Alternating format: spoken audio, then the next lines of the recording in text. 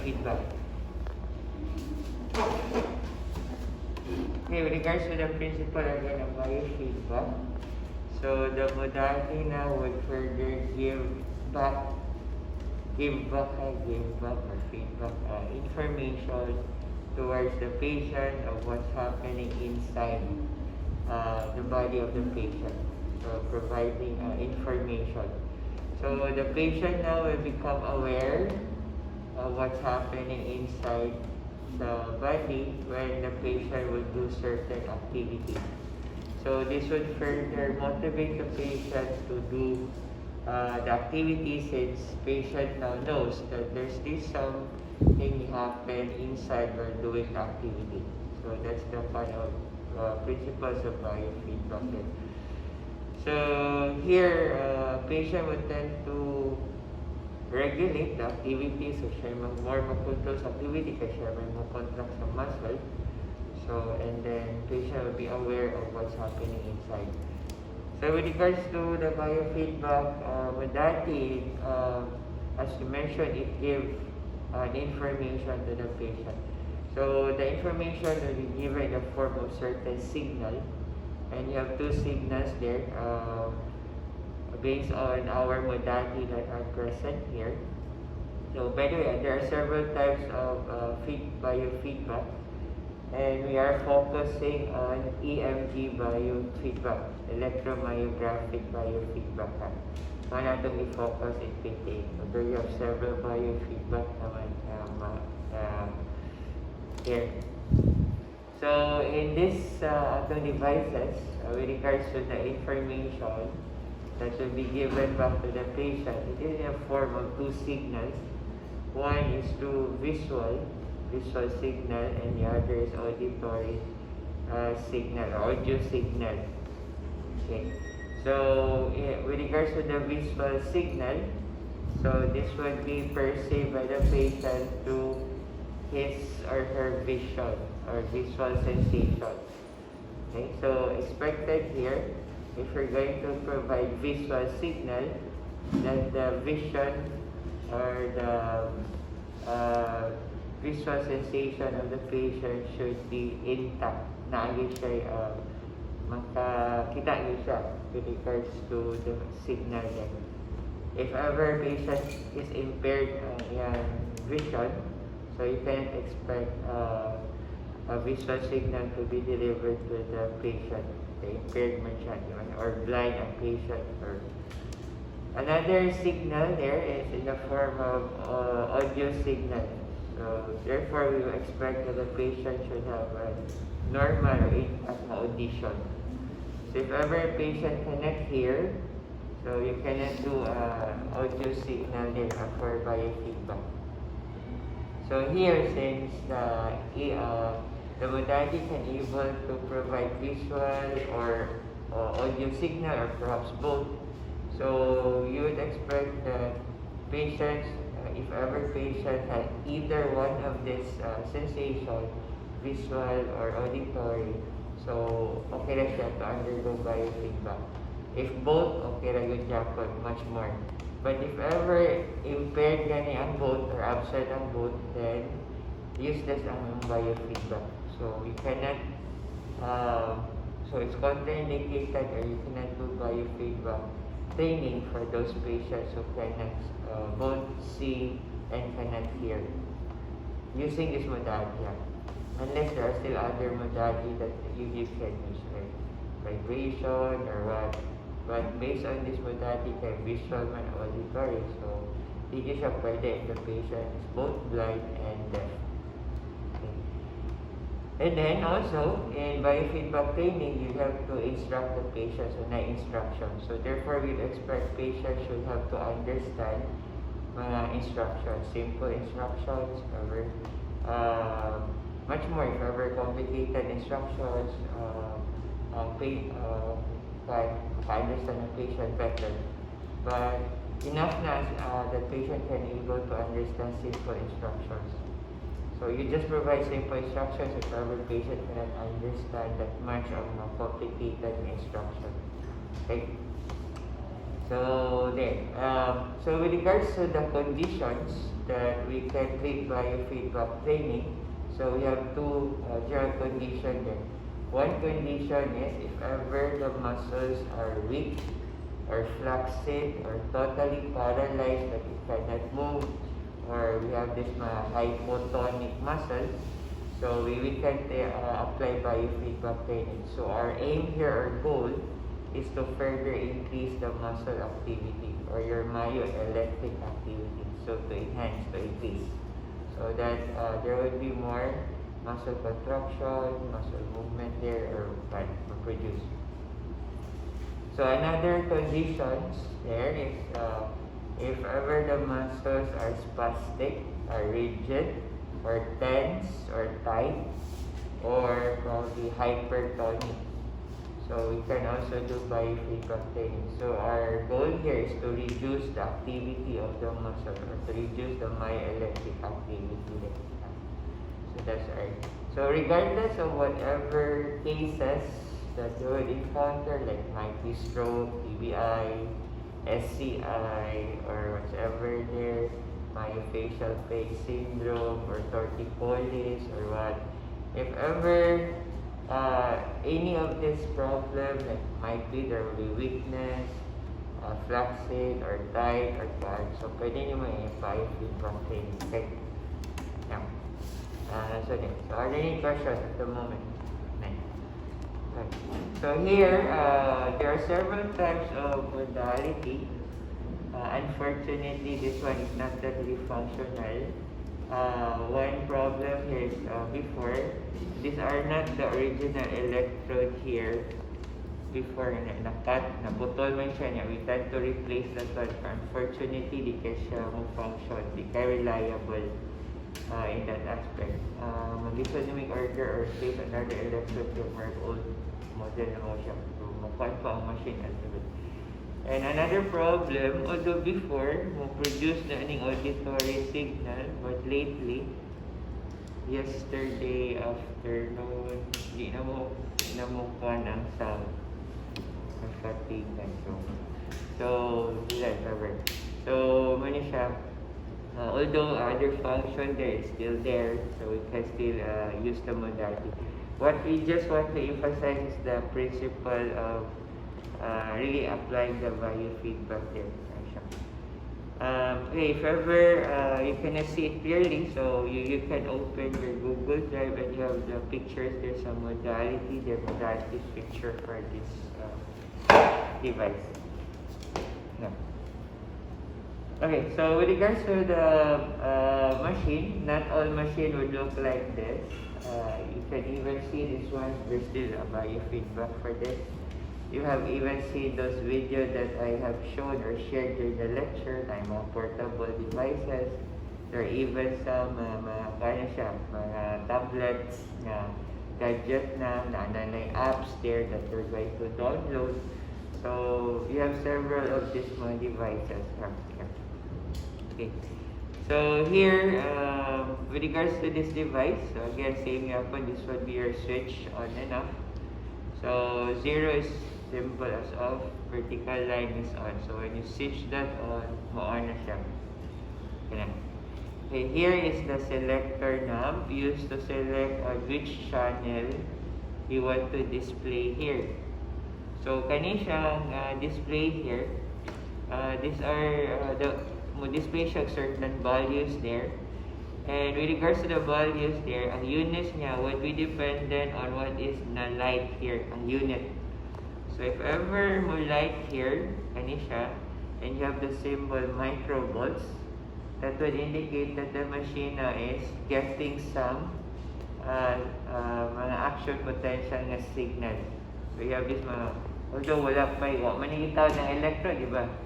So di ko siya motor unit action potential yung na-receive, but probably signals from the surrounding there. But ni-register under some microvolts voltage siya. So if ever mo light ni siya niya na taon ng electrode there sa structure, so that would indicate that the machine now detects the motor unit action potential. If ever on the other side, degree Celsius, mo light ganin siya, mo-off ni siya, kanina mo light. So that will indicate that the machine now is getting signal from temperature, degrees Celsius man siya centigrade. So, man siya, whatever value there mo appear, mo na yung unit. So, if ever mo light ni siya, niya mo appear niya ang 1, so pasabot na 1 degree Celsius. But if ever mo light nga niya yung microvolts, pasabot niya 1, siya we have 1 microvolts. Okay. So, we usually focus on the microvolts here na part. Wala na kayo ni siya gamit for so, nasa kayo na i-mind. Isod kaya ang temperature part. So, there, in relation to that, so this will be your selector knob. So, if you place this to 0, wala mo display. So, if you're going to place that to channel A, so whatever the signal na ma-receive here, okay, A man siya sa channel A, okay, there are 2 channels here. So, if ever na-signal from channel A nga electrode, so therefore, more display ni siyang value here. Okay. So, if ever, ari ka sa B, so it will display the value at say na receives sa channel B. And further to the rightmost ka na AB, so it now gets a signal for both channels, but what will appear there is the difference between the 2 channels. If ever you have here 5, pasabot na difference between channel A and B nga 5. Ha? Siya. Ang difference ang ibutan niya. And then, if channel B is greater siya, so nanay mga horizontal bar there mo appear if channel B is greater. So like for example, if ever channel A is 12 microvolts, and then channel B is 7 microvolts, so muna siya mo appear ganina ang 5. Ha? So then, greater ma ang channel A, so therefore, wala yung negative sign. But if ever greater ang channel B, so let's say ang channel B is 12 and channel A is 7 microvolts, so 5 yapon mo appear kung nanay siya horizontal bar difference. Okay? So take note, this is a visual display nga digital display, so this will be a visual signal. Visual, so patient can see for that. And not only patient can will see here, but also the therapist. So as I mentioned, one also of the findings biofeedback is that the therapist can monitor the condition of the patient. So by looking at the values there, the therapist can now assess whether the condition of the patient is improving or not. So let's just say, for example, today when doing the biofeedback, patient can able to reach 5, 6 microvolts. The following day, when again the therapist doing the biofeedback training, the patient can now reach 12 microvolts, 15. So that will indicate an improvement sa condition sa patient. So therefore, the therapist can now assess using again for this modality here. Okay, so below here, you have a selector switch. So you have this unit here is term of seconds. So you're going to select here two, either 0.3 second or 3 seconds. So that mo siya. So selector switch. So here, if you place this to 0.3 second, it will indicate that if there will be changes sa signal, every 0.3 second will change ni siya. So mani siya kung na siya signal mag-change yun na siya every 0.3 second. Kung siya na-note nga changes sa signal, so di na siya mag-change, steady na siya. Kung na siya ma-note there, so muna siya, pas-pas na siya mag-change if ever na siya ma-notice nga changes. So here, ay pas-pas mga changes. So we usually use this 0.3 second if ever we want to enhance muscle contraction or action. So that patient will further be encouraged to do the action. Okay, so patient would do the activity there, pas-pas mga changes. So, ma-encourage ang patient to do more. Kay paspasin, naagi result sa iyang activity ba. Okay? So next, if you're going to place this to 3 seconds, so if there will be changes sa signal, in every 3 seconds siya mo change. Okay? So for now, 1, 2, 3. Usa pa siya mo change. 1, 2, 3. Usa pa siya mo change. 1, 2, 3. Usa pa siya mo change. So dugay mo change ang yang signal yan. So we use this if ever for muscle relaxation. So usually in relaxing ng muscle, hinay kan changes mo happen. So okay lang kaya 3 seconds. But if you're going to answer what if we're going to use 0.3 seconds for muscle relaxation, okay lang kaya pa siya. Okay? So there. Okay, next, further below, there is a selector switch for the visual display of the modality. So on this side, on the left side, you have the symbol. This is for bar display. So bar display here, mani siya ang bar display. You can now see there kaning bar, you go up. So that is a bar display there. If you're going to place this on the right side, so if ever you're going to look at there, wala na siya bar display. So here, if you're going to use this one, you can see the symbol there. You have to still attach a certain monitor here, ang cable niya. Here is my symbol. And this display is more of an oscilloscope na display. Kasi ito, makana siya. You can see the video there na katong ipakontract ang muscle niya, nakanana ang signal. Okay. So that is oscilloscope oscillation. Katong di ba you can see katong heart sa mga movies like the monitor if our patient still alive, may heartbeat yung mga so ingana siya nga style nga display them up here. But we don't have that monitor or what, so wala. So steady na siya sa bar display. Okay? So next here, later na kani siya i-discuss kanina now. In this one, supposedly should be adjusting the volume of the auditory signal or audio signal there.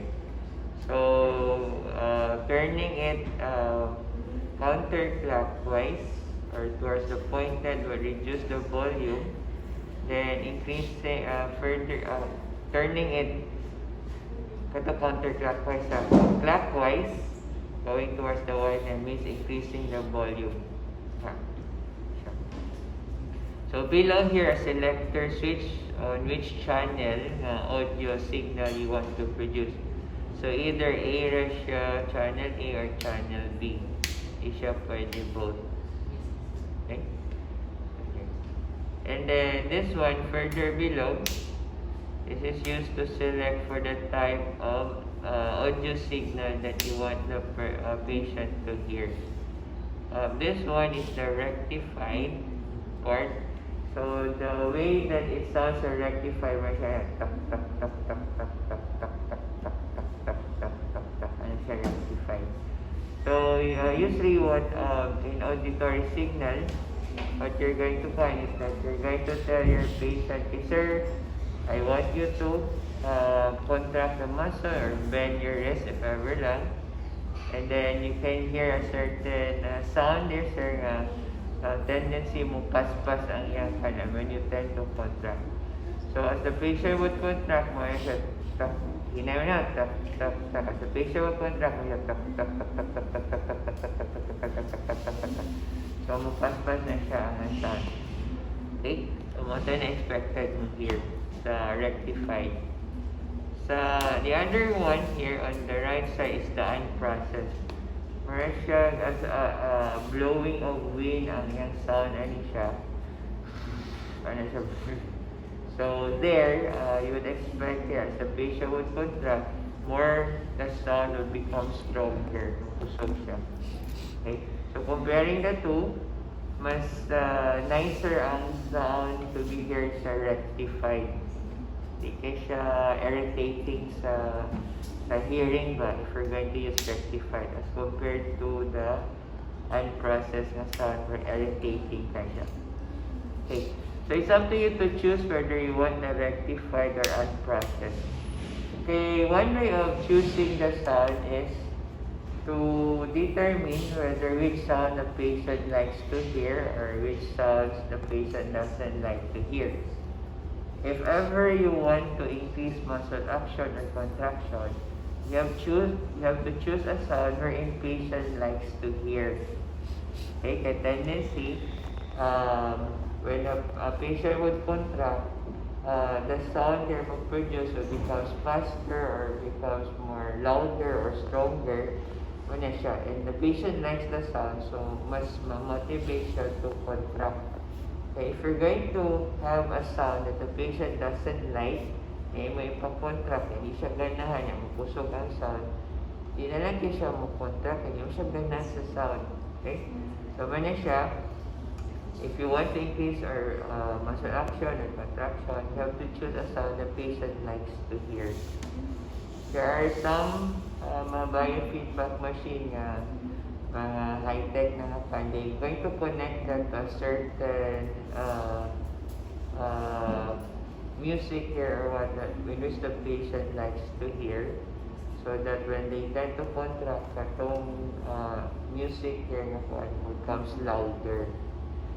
Yeah. Kung di ka siya mo-contract, mahinay. Kung patient ka, ganahan ka maminaw sa imong music, hinay, pakusgo ni masa, diba? So what you're going to do is, you have to contract.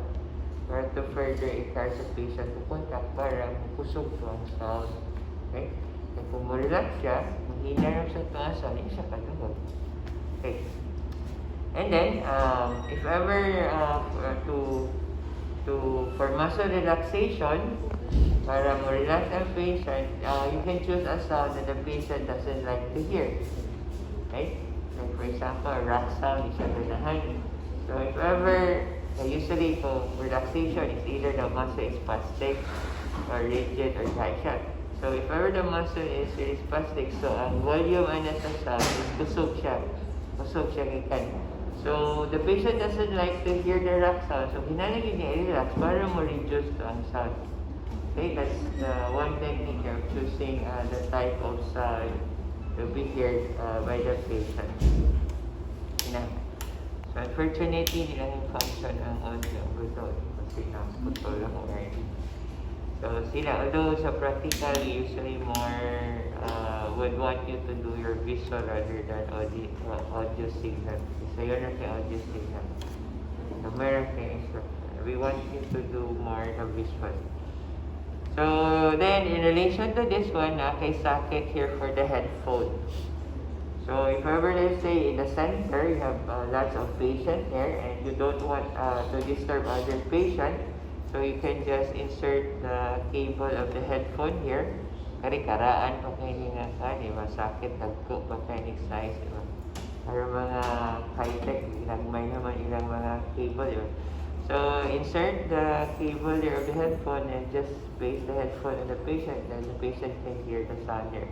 Only the patient can hear the sound. So the other patient will not be disturbed. Okay? Any questions at the moment? Okay, next here.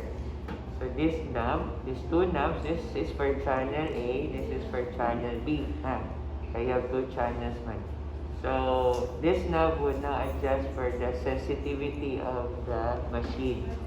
So if you're going to look at here, you have 0 to 8,000, 1,000, and further go to 3. So the unit there of this value is microvolts. So there, if you're going to choose 3, that would indicate that the machine is very sensitive. So even there, wala pa nato ibutang siya sa structure, na siya signal na get. And these signals is from the surrounding here. As we mentioned, that your modality will not only get signal from your motor unit structure, but also signals from other sources such as electric fan, air condition, other appliances, etc. As we mentioned, those mga artifacts. So right now, taas siya, even though ang taon, because it tends to get signals from the surrounding. So muna siya, if ever you choose place it to 3, the machine is very sensitive. So that's why, if ever you have these conditions where there's muscle paralysis, or flaccid ang muscle, or weak ang muscle, or hypotonic, we have to start placing this at 3 para ma-sense, ma-detect na niya, ma-signals, even though may signals, at least ma-detect niya. Kaya kung wala ka start sa 3,000, lisod kayo niya i-detect ang signal. Even patient grabe na kayo mo contrast, naibutan yung 6,000, di wag yun ay ma-register because the machine is not that sensitive. Okay. So then, wala siya. So, if we're going to look at here, since in relation to that, you can see values at the middle there, the center, diba? Naka 0, 1, 2, 3 until 10. So that's the level there, cover. So, pasabot na 10 is the highest level. Pwede na to na i-understand it as a percentage. So, pwede na to like 0, 10, 20, 30 until 100% na siya. Right? So, pasabot na if ever, you place this to 3, and then the bar there is at level of 10 or 100%, that would indicate that your machine has received at least 3 microvolts na signal. But pwede pa siya mo-over sa 3. Pwede mo-over ha, pwede siya equal to 3 or over sa 3. Okay. If we're going to look at here, in relation to this, kani siya, mo-display man sa signal. Observe there, pila naka-register. It's 4. So, pasabot na, ang iyang yung na-receive na signal is 4 microvolts. So, mana siya, kani siya, nagi siya sa 100% because naka-observe man siya signal that is beyond 3. Diba? So, as we mentioned, kung maabot niya ang bar sa 100% or level sa 10, pasabot na, naka-receive siya signal either equal to 3 or pwede siya ma-happen sa greater than 3. So, mana siya nga, you have there again, 3.8. If ever, let's just say, the bar is at the level of 5. So, 50%. So, pasabot na that the machine was just able to get a signal that is 50% of 3 microvolts. So, therefore, yung signal yung ma-receive is 1.5. Yeah. So, ato ibot ang 10 ha, tanaw na to sa 10. So, ni-reduce naman na yung bar, di ba? Asa na nga ang nabutang ang bar niya, ang level? It's at level 4. Diba? So, what is 40% of 10? That is 4, diba? Ano to? So, therefore, ma-register siya 4. Okay? And you can now see it's 40% of 10 microvolts. Kung ako ni ipa-increase ako na ipa-increase increase. Sabi na yun, para paspas. Ako na siya ipa-increase. Ako na increase. So, what is, asa na siya level ang bar? Sa? 7. 7? Between 6 and 7. So, mo sa niya siya, mo change sa niya siya, supposedly nga, ito siya 6, supposedly, or 7, sure. 5 ba na siya, or pantaas pa na to. So, mo correspond na siya whatever is the value there, sure. Okay? So, man siya ang kanya, sure. Yeah, so, percentage na siya, sure. Okay, so here. So, again, going back, if ever you have your muscle weakness or flaccid, as we mentioned, we start with 3. Pag butangin mo sa 3, full naman siya nga 10, level 10. So therefore, what you're going to do is further progress to 10. Then once you notice that the bar is not at the fullest level, so that could be the level where we're going to start now the training. Kung sa 10, diri na ang bar, so diri ka mag-start ang training. But if ever pagbutang nimo sa 3, if ever ako pagbutang nimo sa 3 microvolts, anasad ang level sa bar, so dito sa ka mo start there nga 3 microvolts at that bar. Okay, so depende sa signal there na receive sa machine with regards to your patient. Naka-G. It doesn't mean that you always start with 3 or perhaps 10, depending on first assessing the patient. Naka-G. Naka-G. Naka-G. Madami tayo practical, Okay, hindi na ba kay functional ang machine? So, a little bit clarify. Okay, so here, as we mentioned, take note that if ever morning scenario happen, that you place the electrode, then when you place that to 3 microvolts, the level of your signal there, or your bar, is really 100% or 10. So, muna siya, you place that to 10 microvolts. Pag place mo sa 10 microvolts, ni-reduce ang bar to what level? A level of 4.5%. Basta 4.5 ang level there. So, take note that the muscle is still relaxed. Wala pa yun nag-contract. Okay. So, before you're going to start the training, you have to first assess asa yun, if patient would maximally contract the muscle, asa yun ang iyang maximum level. Kaya relax pa man to ang muscle. So, expect yun ka ini-contract na, may-increase pag yun ang level. Mana siya, you have to first assess and ask the patient, Sir, ma'am, try to, for example, wrist flexor, try to bend your wrist as much as you can. If ever, after the count will be 1, 2, 3, 1.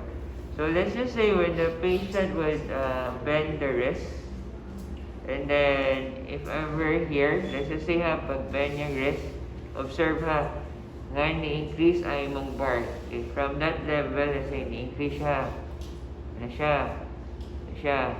Sige pag yun ma'am, more yun na ma'am, more yun kaya. So ni-increase siya at that level. So gikan ganina there, pag-contract niya, ni-increase siya up to which level? The level 7. From 4.5 naman sa level 7. Okay. So therefore, your training now would be the furthest, would go level that you're going to really let the patient do should be further go beyond level 7. Okay, kaya naman niya level 7. So ang imo na sa aim here is to further go beyond level 7. Okay? So mana siya yung mga instruction there that again, it's part of the instruction. Ma'am, if you or sir, if you consider sir, as you tend to bend your wrist maximally, the bar reaches level 7. So what we're going to do here, sir, is I want you to further contract or bend your wrist, and we're try to further bring the bar further up to level 9. Okay? So level 9. Sir, so sige sir. So now sir, try to bend your wrist. So sige nag-bend ang patient sa wrist. Sige na siya bend. Sige, bend pa yun sir. So as therapist, you just have to encourage the patient. Sige sir, bend pa yun sir. Bend pa yun. Bend pa yun sir. Hapit na tamurin sa 9 sir. Sige, bend pa yun sir. Bend. If you notice, nagikapoy na ang patient, then you can rest. Ask the patient to rest. After resting that one, so sige sir start na sa sir. Bend again sir. Bend pa yun sir. Bend the wrist sir. Sige pag yun sir. Wapag ito kabot sa 9 sir. Hapit na tayo mabot sir. Hapit na nabot. Okay, so there, very good sir. Naka-reach na ka sa 9. Okay, so rest. Again, as the patient again, sir, see, I want you to Bend again the wrist, sir. Bend, please, sir. Bend. Ayan. Up to level 9 lagi, sir. Up to level 9, sir. So, if ever, makaya na yun sa patient for 3 times na steady ang bar, you can now further progress na to level 10. So, may ka, sir. Kaya naman to ang level 9. Ari na sa level 10, sir, ha? Sige, sir. Try to further bend, sir. Contract. Bend, sige, sir. Bend, sige. Happy na give mo 10, sir. So, once ma-reach na siya 10, okay, steady siya, you can further progress. But if ever you notice that the bar is fluctuating like this one, ano siya naman? Mag-ana-ana. Mag-ana-ana gani ang bar, kasi but the muscle is still not that strong. Weak pa siya. So you have to still further train the patient in such a way that ang imong yung bar mo steady gid siya. So but strong na gid siya in that level. Okay. So let's just say at 10 microvolts na kaya niya ang level 10 or maximum level. So what you're going to do now is you're going to further progress that to 30. So pag 30 mas challenging na siya again. So the bar would now further go down again sa siya. So I must encourage the patient, so sige sir, I want you to bend your wrist so that this bar would further go up. Sige sir, bend it for niya. Maka-observe naman ka if ever asagi siya po to. Sige pag sir, bend. Sige pag sir, muna ginakaya sir. Sige sir ha, pilaragin sir. 3 pa sir. Sige sir, relax na sir. Sir, sige sir. So kayahan niyo na to sir. Mag-go pa to further beyond 3. Okay? So muna siya ang stand. Until such that you're going to turn further increase until such you're able to achieve your goal there or level. So again, with regards to the level,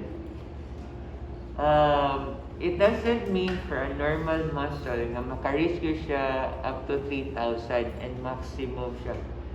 It doesn't mean mo mong aim na makaabot siya sa 3,000 or full. So where are we going to base that we can really say na okay na siya, di na siya mag-undergo biofeedback training. Okay, so here, if ever you have a unilateral affectation, let's say one side ang affected, your basis there would be on the good side. So try to assess first the good side up to which level ang makaya sa good side. So let's just say after you assess, ang sa good side na kaya niya ang 300 microvolts, inipunta na to sa 300 microvolts, kaya niya ang 50%, hindi siya 5% sa 300 microvolts. So pasabot ang good side. So therefore your affected side or involved side should have to also reach at that level. So it doesn't mean nga kinalang mo go beyond. So usually expect that the good side or involved side would have lesser. So let's just say ang the good side kaya ra gyud niya is 10 microvolts.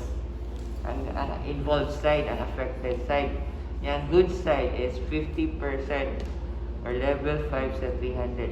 So your goal now is that the involved side or affected side should reach from 10 microvolts. Kinala ma-reach niya ang 5 or level 5 or 50% of the 300 microvolts.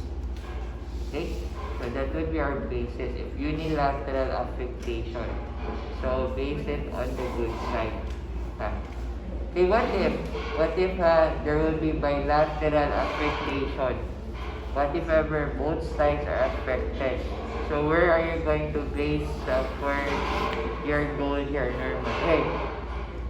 So take note that we don't have a uniform, standard, normal value for our motor unit action potential. Mo vary yun na from one patient to the other patient. Mag-yun siya yung normal. So if ever say bilateral affectation, how would you not going to base that, or where you're going to base that one? So you're going to base that, okay, one way is to base it on the same, on the person, same age level, and normal siya. Okay? So So, let's say for example, one patient is 74 years old, the other patient is 75, although closer siya. And then, if ever the other patient is normal, so katong affected or patient having problem, moto siya inyong cases abnormal. So, for example, normal person can able to reach 300 microvolts completely. So, and then your patient can just able to reach 100. So, your goal is to also do the same 300 microvolts, same as with that normal patient. So, ang inyong basis ba? Is katong person having the same age level. It's very hard to compare. Let's say, for example, you have an elderly patient and you're going to compare to a person which is young and which is strong. Expected mo nga, grabe to ang signal ma-obtain for those young patient and stronger. So, you have to choose probably a person having the same age, having the same lifestyle, if ever you're going to have a basis there for, the goal there that you want to achieve. Okay. So, another is, if ever siya mag-isod mo kuha another person to have your basis. Another is to further assess nila whether the function of the patient is already okay na or not. Like for example, before biofeedback training, when you ask the patient to comb his hair, dili ra kutob ayang do. But after, while doing biofeedback training, as you further assess, patient can now able to comb the hair, can do more the function there. So, pwede na siya further mo undergo biofeedback training. So, these are the basis of knowing if ever you cannot stop applying biofeedback to your patient. Okay? And clear so far. The next, if ever, let's say, if the muscle is spastic or rigid, so kato akong i-demonstrate kanina is if the muscles are weak or flaccid or hypotonic. So what will happen now, if ever spastic imong muscle, so we have to place this to 3,000 microvolts. So start with 3,000. Okay? Kaya if you're going to start with 3 microvolts niya, spastic siya, kana imong bar mo, taas yung kaya na siya. If ever 3, taas yung kaya na siya. And then when you ask the patient to relax the muscle and bring the bar further down, yun na siya mo go down because the signal is really high. So that's why you have to choose at 3,000.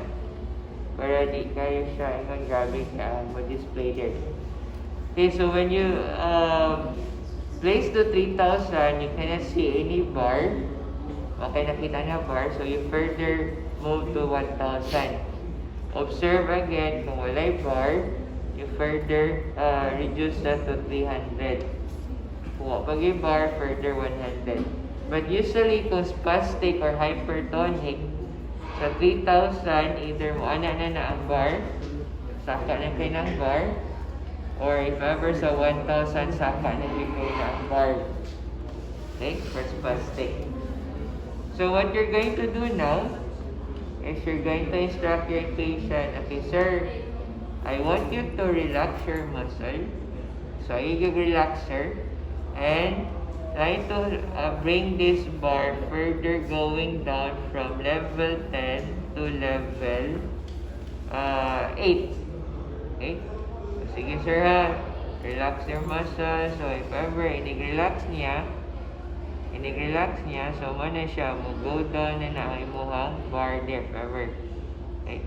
Supposing. But again, in actual, lisod kayo ni siya buhaton sa patient na di tayo siya ma-achieve mo part. Okay? So there. So further down, sir, down pag sir, down. So mag-complete pag siya if ever. So So, man siya ay mag-find is to bring this bar further down, first spastic. So, if ever, let's say, kaya niya level 7, so, sir, kaya na may level 7, sir.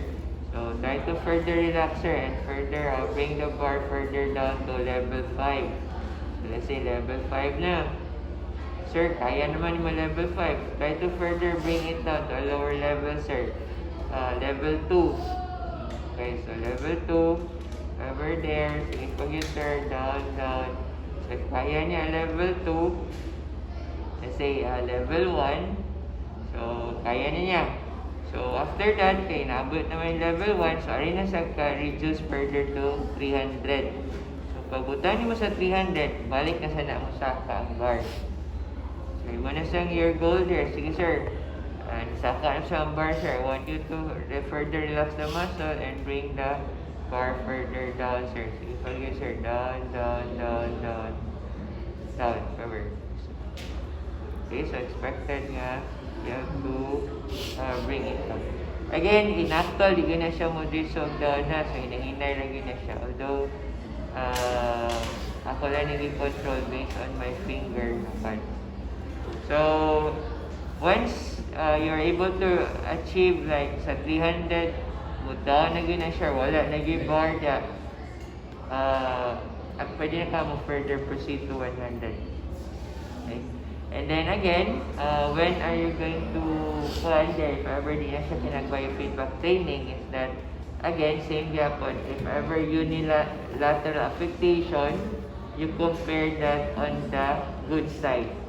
So, say signal there on the good side, when the good side is relaxed, if mo na siya ang yung like if ever sa 3, relax ang good side, yan mo na ang level sa bar. So, mo sa na achieve sa yung mukhang affected side. Kaya at that level, gapon siya niya sa 10 wala ni siya. 30 microvolts ang good side, well na-relax nga na siya ang bar.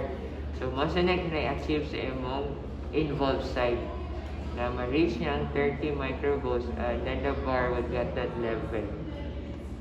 Okay? Yeah, if ever bilateral affectation, again, one basis there is that you ask another person, normal person having same age or lifestyle, and place the electrode and try to observe, and even let the patient observe asang levels of bar for that, and most ito yung achieve.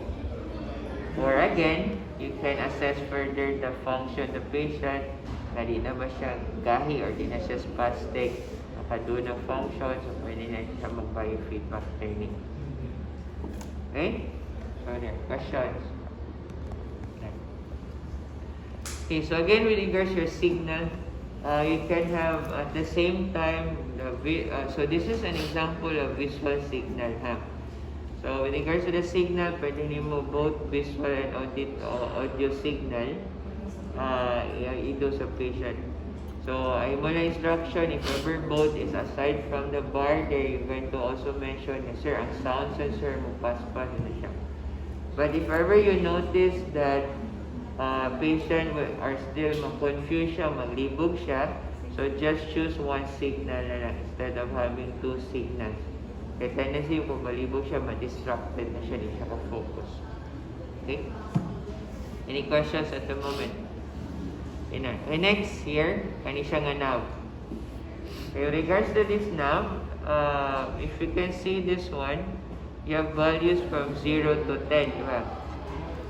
So, this 0 to 10 yung value would also correspond here. 0 to 10, mara siya. Okay. So, below here, on this knob, nani siya LED or light nga mo light. Kani siya, kasama ni siya mo light. Okay. So, here, ang function na yun niya is to adjust there in order nga when does the light would turn on or turn off. Ang kaning light here would also give signal to your patient whether naka-reach ba siya at a certain level. So, for example, let's just say, ang kanimang siyang light, mo turn on ni siya if ever the level na na-reach sa patient sa bar is equal to what you set or greater than. So if ever you place this to 5, if ever patient can able to reach the bar there na 5 or more or greater, so mo light ni siya. If less than 5, so di ni siya mo light turn on. Okay, so observe here.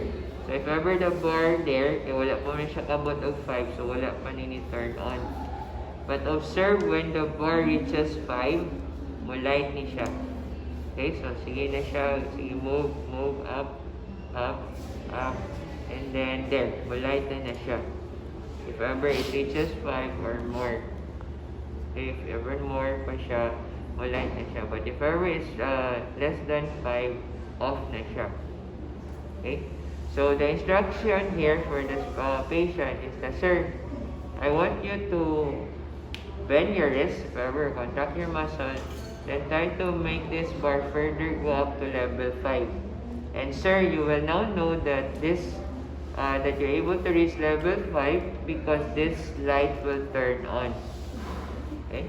So, muna yung mga instruction. So, muna siya, patient will tend to further contract na siya until sa kanang bar will further reach to level 5, mo light na siya. So, once mo light na siya, so you're going to progress to another level, perhaps to level 7. So, imo na sa niya i-change to level 7. Level 7 na sa siya. Okay, sir. Kanina, sir, kaya na ito 5. So, already na sa level 7, sir, ha? And then, you will na know nga naka-reach tag level 7 because mo light ni siya. Okay, so there, reverse, so, sige bagay, sir, contract. And then, once it reaches level 7, so, mo light na siya. Okay? Okay. So, mali siya nga. Okay, so that is for muscle contraction or increasing the activity. If ever goes spastic and you want to relax that one, so reverse siya. So expected ka that grabe man kaya signal, so gikan siya nagsaka. So expect ka that the light is turned on. So here, for spastic, ang imong instruction here instead of, sir, this light will turn on, is that the light now, sir, would turn off if ever you reach that level. So for example, let's just say you want the patient to reach to level 6. Ibutang ni siya nimo to level 7. Namina mo ha, sure. Okay mo. Okay. So here. So you place this one kay you want the patient to achieve to level 6. So kanisha, you place this to 7. You don't place this to 6. It's because when you place this to 6, you will still expect that the light will still turn on. Yang imong instruction there is nakaabot ng level 6, sir, if, when the light turns off. So ibutang niyo mo sa 7. So that if ever the bar reaches the 6, mo turn off ni siya. Okay, as I've said man good na, ang light mo turn on if ever your level is equal to or greater than. Diba? So, since your aim there is that patient can able to reach level 6, so level 6 na rin. So, therefore, kani siya 7. Para iniabot niya sa 6, mo off ni siya. Okay, 7 man nakabutang rin. Okay? So, muna siya mo happen there sa kataas na siya. Taas na siya. So, we're going to have that ma-reduce siya to the 6. So, sige sir, I want you to relax. Sige, relax sir, relax. Relax. Relax. Okay, pag-relax pag sir, relax pag sir, relax. Relax. Kapit na tamo 7. Wala pa dyan awa. O pag ito abot 6 sir, kaya pa ni turn off. Sige sir. Sige sir, down pag sir, relax. So there. So, nag-abot niya sa 6 na. So, mo turn off na siya. Okay? So, nisaka na sa balik, sir. So, down pag sir, down. Down pag sir, down. Down. So, there, mo off na siya. Okay? So, there. So, kung saka siya, sika na siya. Further down, off. Okay, up, off. Okay? So, there. Okay, so money share movement. Okay, clear? So, any questions at the moment? Okay, so next here, okay. So with regards to this one, these are now the socket for the two, for channel A and channel B. Okay, and this one, so this channel A, channel B are the active or recording electrodes. This one is the socket for the reference or ground electrode. So nasa center. Yeah. Okay. So how would you know it's the active or recording electrode is that once you're going to look at the cable, if ever it exists in pairs, pares gani siya, pasabot that's your active or recording electrode. If the electrode is just only one, so that is the reference or ground electrode. Okay? So, where are you going to place the active or recording electrode is on the structure, specifically on the motor unit area there, sa imong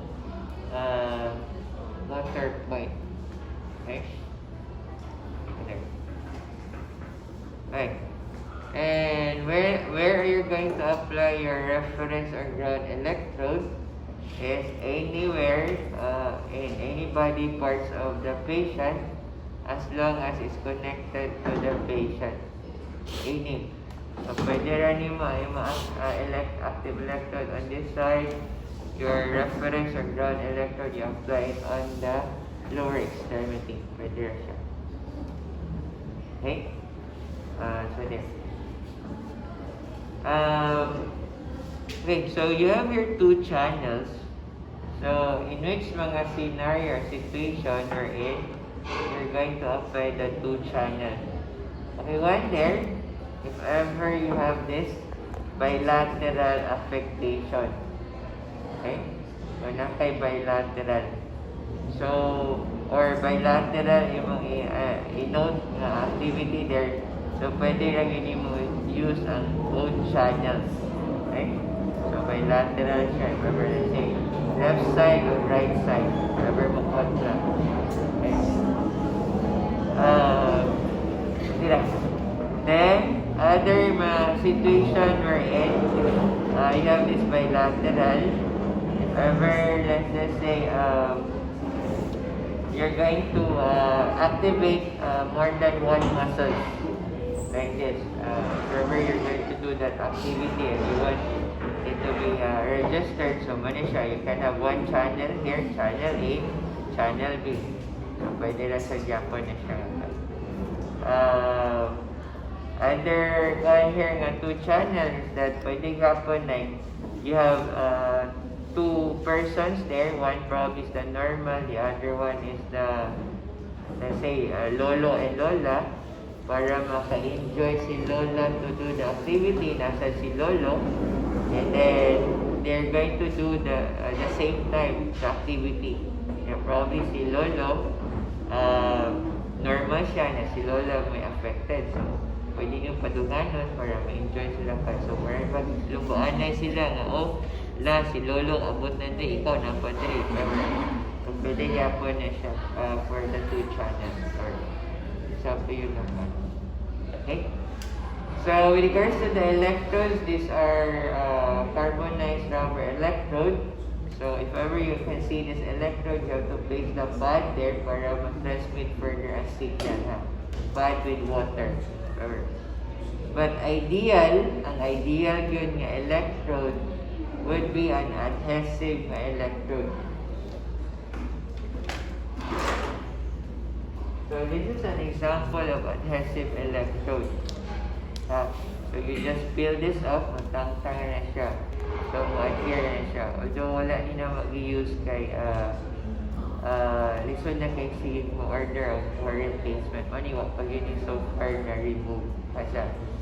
So this is for sample So, why is it ideal ang adhesive electrode? Because when you apply the adhesive electrode, the entire surface of the electrode will be attached to the structure.